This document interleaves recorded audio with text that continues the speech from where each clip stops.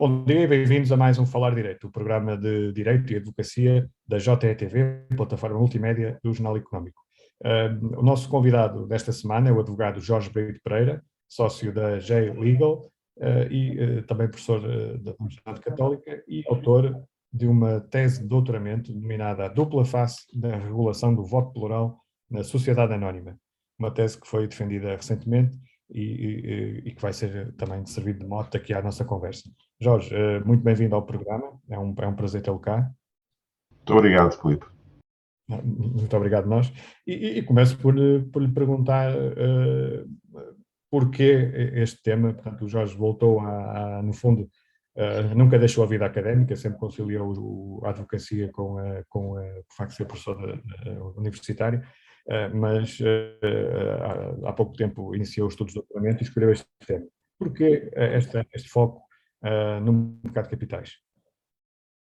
Sempre foi o meu foco. Eu, durante muitos anos, na minha vida académica, trabalhei com temas mais de direito contratual, sobretudo, eu diria aí até mais ou menos ao ano 2000, 1990 e tal. A partir daí comecei a trabalhar mais com temas de direito das sociedades e de mercado de capitais, que é, aliás, aquele que sempre foi o meu foco na minha vida enquanto advogado. Sempre trabalhei com essas áreas, desde que era jovem área de mercado de estagiário. capitais e de M&A também, não é? Corporate e M&A. Exatamente, são as áreas em que eu trabalhei mais, desde que era um jovem estagiário com o Zé Miguel Júdice, já há muitos anos, ali nos anos 90.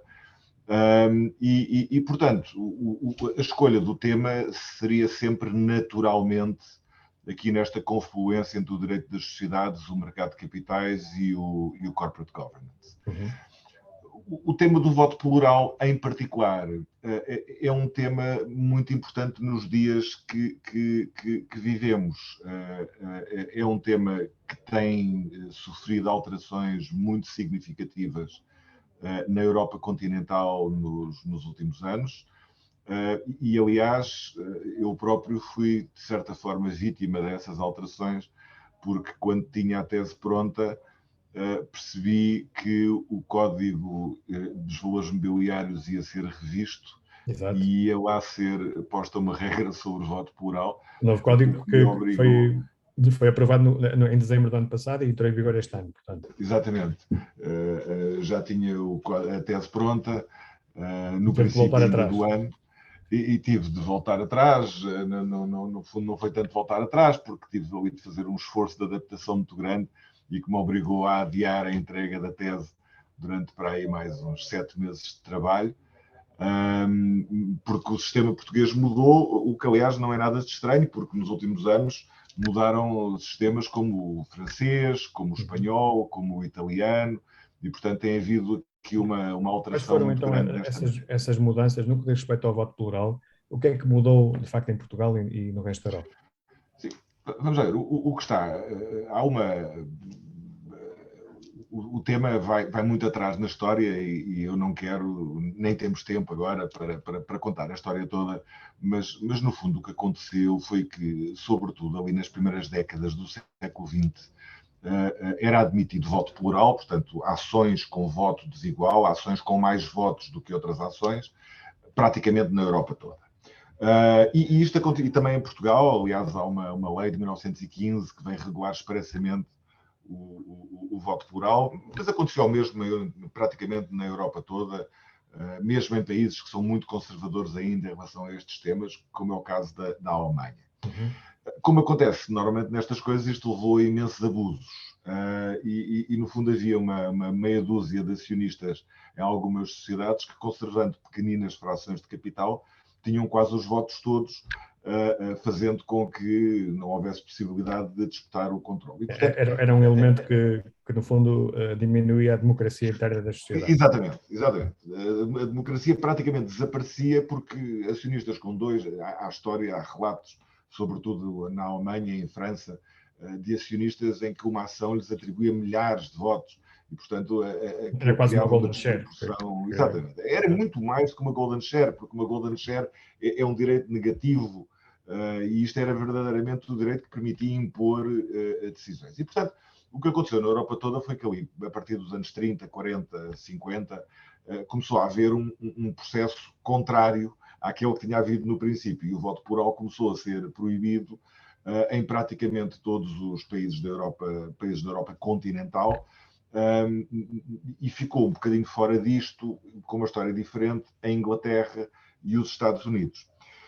Sucede que, a partir dos anos 80, quando começa a competição entre bolsas de valores nos Estados Unidos, sobretudo com o surgimento do Nasdaq, e começa a haver uma verdadeira concorrência entre praças financeiras, a existência de voto plural passa a ser um fator de concorrência, porque são muito mais atraentes. Repare, o voto plural é um bocadinho como aquela frase dos ingleses, que é comer o bolo e ficar com ele, porque significa fazer o IPO, dispersar ações em mercado, mas continuar a mandar na empresa. E, portanto, começaram a surgir algumas histórias, algumas até um bocadinho traumáticas em vários países. O caso italiano é provavelmente o mais paradigmático.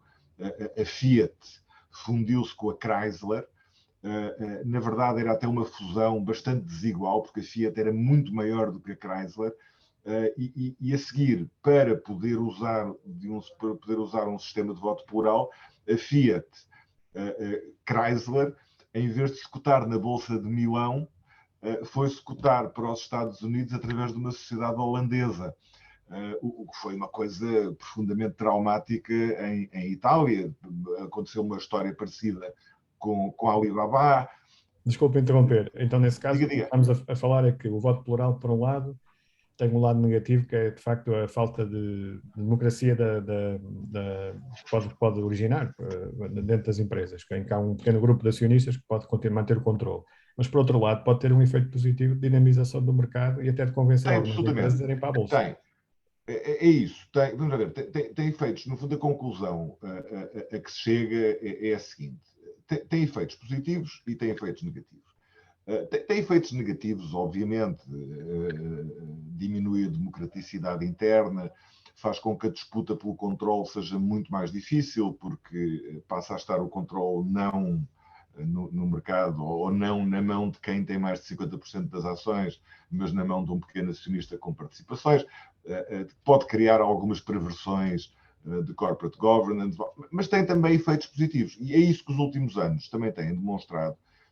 Sobretudo nos Estados Unidos, tem havido um recurso cada vez maior ao voto plural para permitir que os controladores, pessoas importantes na fundação da empresa, e sem a qual aquela empresa dificilmente seria o que é, estamos a falar de pessoas como o Bezos, Zuckerberg, fundadores do unicórnio, por exemplo. Exatamente. No fundo, a história essas pessoas continuem sempre ligadas à sociedade como controladores e mantenham o seu poder.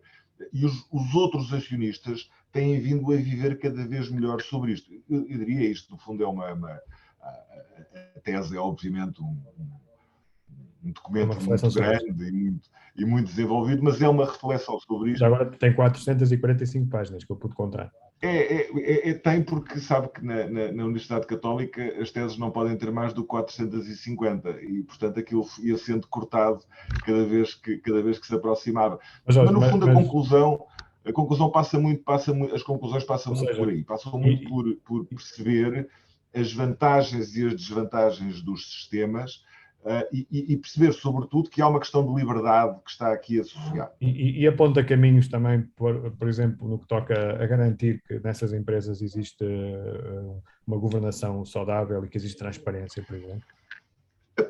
Aponta muito, embora aí há um efeito que é muito complicado e Portugal tem sido vítima deste efeito, que é o efeito da concorrência regulatória que existe na Europa e que existe no mundo, e que faz com que as empresas sejam atraídas para mercados onde não apenas há maior liberdade regulatória, mas também há mais profundidade de mercado. Repare, nós já temos, não sei, 5 unicórnios de base portuguesa, não há nenhum Jorge, eu peço-lhe que aguente esse raciocínio um bocadinho, mas tem que fazer um pequeno intervalo e voltamos já de seguida.